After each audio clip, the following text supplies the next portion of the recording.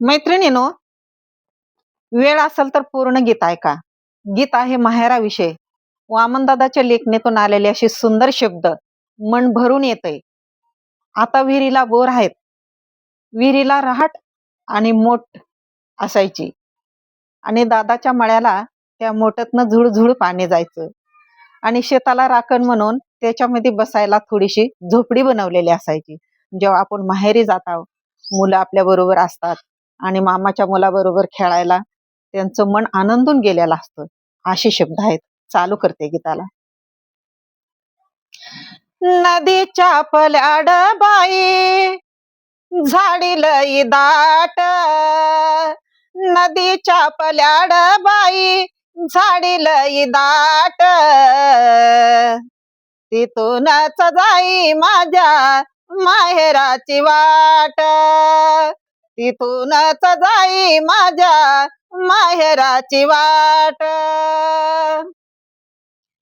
ओलांडीत झाडी लागे रामाची टेकडी, दिसते तिथून माझ्या मामाची झोपडी, दिसते तिथून माझ्या दादाची झोपडी.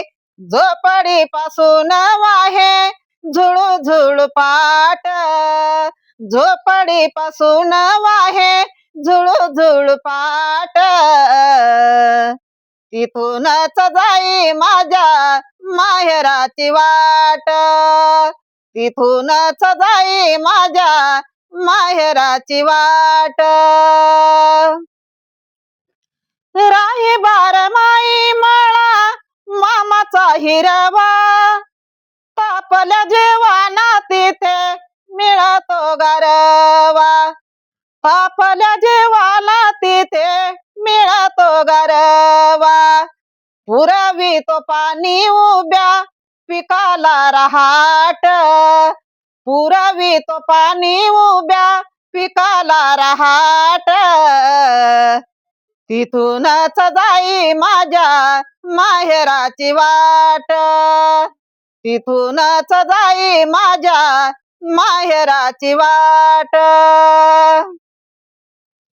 उतरत्याशीन मुलं मामाची पाहुण, मामीच्या मायेत रात्र एखादी राहून, मामीच्या मायेत रात्र एखादी राहून.